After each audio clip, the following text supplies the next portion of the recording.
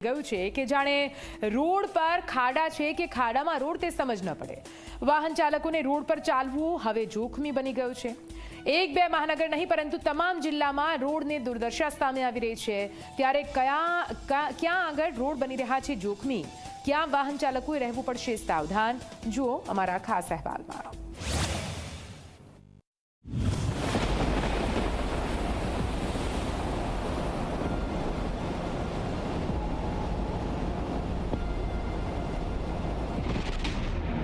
વરસાદના કારણે રાજ્યના 101 રસ્તાઓ થયા બંધ।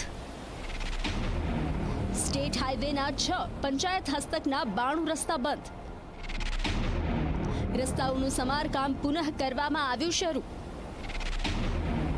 રસ્તાઓ તૂટતા વાહન વ્યવહારને થઈ અસર। વરસાદ બાદ ખખડેલા રોડથી સર્જાઈ સમસ્યા।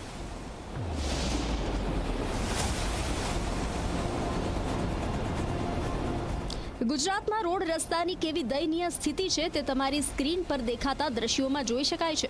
રાજ્યના રોડ રસ્તા પરથી પસાર થતા પહેલા જો તમે વીમો કઢાવ્યો ન હોય તો સૌથી પહેલા એ કામ કરી લેજો, કારણ કે આ રોડ તમારી કમર તો તોડશે તે નક્કી છે।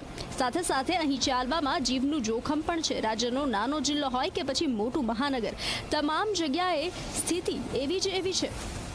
ભ્રષ્ટ તંત્ર અને કૌભાંડી કોન્ટ્રાક્ટરોને કારણે જાહેર જનતાને કેવી મુશ્કેલી પડી રહી છે તે દ્રશ્યો જોઈને સમજી શકાય છે।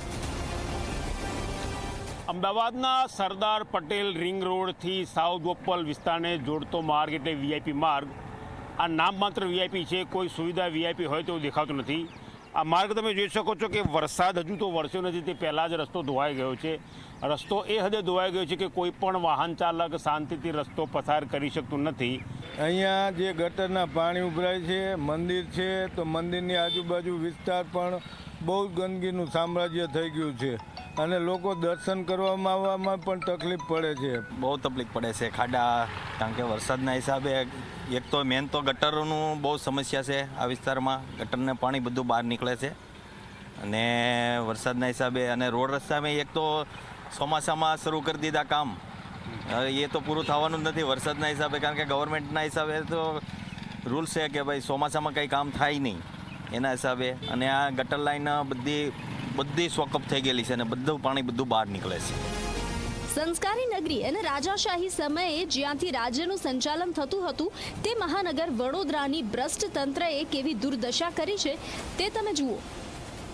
કોર્પોરેશને જે રોડ બનાવ્યા છે તેમાં કેવા ખાડા પડ્યા છે તે જોઈ શકાય છે। ગોત્રી સેવાસી રોડ પર એટલા ખાડા પડ્યા છે કે ખાડામાં રોડ કે રોડ પર ખાડા તે સમજાતું નથી। વડોદરામાં ચોમાસામાં ભારે વરસાદ વરસતા રોડ રસ્તા પર મોટા મોટા ખાડા પડ્યા છે અને રોડના કોન્ટ્રાક્ટરોના કામની પોલ વરસાદે ખોલી નાખી છે। આપ જોઈ શકો છો કઈ રીતના અત્યારે અમે વડોદરાના પશ્ચિમ વિસ્તારમાં છે કે જ્યાં ગોત્રી પાણીની ટાંકીથી જે અંદર તરફનો જે રસ્તો છે દર્શનમ પ્રિન્સેસ વિલા તરફનો, ત્યાં તમામ આખા જે રોડ છે તે ધોવાઈ ગયા છે અને રોડ પર મોટા મોટા ખાડા પડ્યા છે। આજે ખાડા પડ્યા છે તે વાહન ચાલકો માટે જોખમી બન્યા છે। અનેક વાહન ચાલકોની કમર તૂટી ગઈ તેવી ફરિયાદો ઉઠી છે। એક વૃદ્ધ આ ખાડામાં પડી જતા તેમનો હાથ તૂટી ગયો તો નવા નક્કોર વાહનો પણ આ ખાડામાં એકદમ ખખડી જાય છે। આ પાણી થોડે છે એમાં પડી ગયો, હું હાથ ભાગી ગયો મારો। આ ખાડામાં પડી ગયા? હા, ખાડામાં પડી ગયો। તો કેટલા ખાડા છે રોડ પર? રોડ પર જુઓ તો ખરા, ગણાય નહીં ખાડા, એટલા ખાડા છે। પૂરવા નથી આવતા આ લોકો? કોઈ નહીં આવતું, ખાલી બસ વોટ લેવા આવે પછી પતી ગયું એમનું કામ। તો આ કમર બહુ દુખે છે યાર, ખાડામાં ગાડીઓ પડે એટલે કમરની પ્રોબ્લેમ થાય છે બધાને। તો શું કહેશો, આ પૂરવા જોઈએ કે નહીં પૂરવા જોઈએ, પણ આ કોર્પોરેશનવાળા ધ્યાન જ નહીં આપતા, શું કરવાનું એનો? કેટલા મોટા મોટા ખાડા છે? ખાડા મોટા છે, આનાથી મોટા છે, પાણીમાં ભરેલા દેખાતા નથી। આ તો ઠીક છે, પાણી ઉતર્યું એટલે દેખાય છે, બાકી બહુ તકલીફ પડે છે અહીંયા। નાના પર ગળીઓમાં કોઈ આવતા જ નથી પૂરવા, એવું છે। જીવનું જોખમ બનેલ આ ખાડામાં મોટા પાયે ભ્રષ્ટાચારનો આક્ષેપ વિપક્ષ લગાવી રહ્યું છે। વિપક્ષે વીએમસીના સત્તાધીશો અને અધિકારીઓ પર આકરા પ્રહાર કર્યા। રોડ કરી દો એટલે લોકોને દેખાવું જોઈએ કે રોડ થઈ ગયો છે, ભલે શહેરનું સત્યાનાશ થાય। આ ધીમે ધીમે શહેરનું સત્યાનાશ થઈ રહ્યું છે, એટલે આ બોગસ સળિયાને તમે લોકોએ આરસીસી સ્લેબ ભર્યું તો એના પર વજન આવ્યું અને એના પછી નાખી પાણીની લાઈન, એના પછી કેબલ નાખ્યું। અને એને એ લોકોએ પુરાણ બરાબર નહીં કર્યું હોય તો ધીમે ધીમે પાણી અંદર ઉતર્યું અને આખું બેસી ગયું તો સળિયા વળી જાય, પણ આ તો તૂટી જ ગયું સ્લેબ, એટલે 2 નંબરના સળિયા. વિપક્ષના આક્ષેપ અને જનતાની પરેશાની વચ્ચે કોર્પોરેશનના સત્તાધીશો મોટા દાવા કરી રહ્યા છે, પરંતુ સત્ય તેનાથી વિપરીત છે. સ્ટેન્ડિંગ કમિટીના ચેરમેનનો દાવો છે કે જ્યાં ખાડા પડ્યા છે તેને પૂરવાની કામગીરી ચાલી રહી છે. અનેક ખાડા પૂરાઈ પણ ગયા છે. ખાડા પડ્યા છે એને વેટ મિક્સથી ભરવામાં આવશે, પેચવર્કની જરૂર છે ત્યાં પેચવર્ક કરવામાં આવશે. ગેરંટીવાળા રોડ હશે એની ડિફેક્ટ લાયબિલિટી કોન્ટ્રાક્ટરની પોતાની હશે. તમામ વસ્તુનો સર્વે કરી અને કોન્ટ્રાક્ટરના ખર્ચના જોખમે કામ કરવામાં આવશે, ડિફેક્ટ લાયબિલિટી જેને લાગતી હશે એમાં.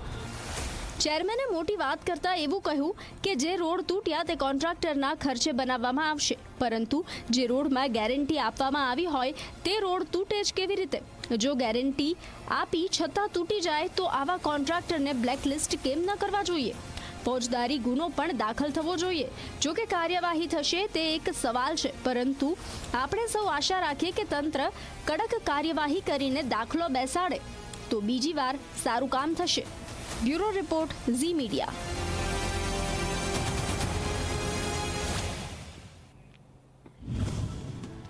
ગુજરાતના રોડ રસ્તા પર ખાડાઓ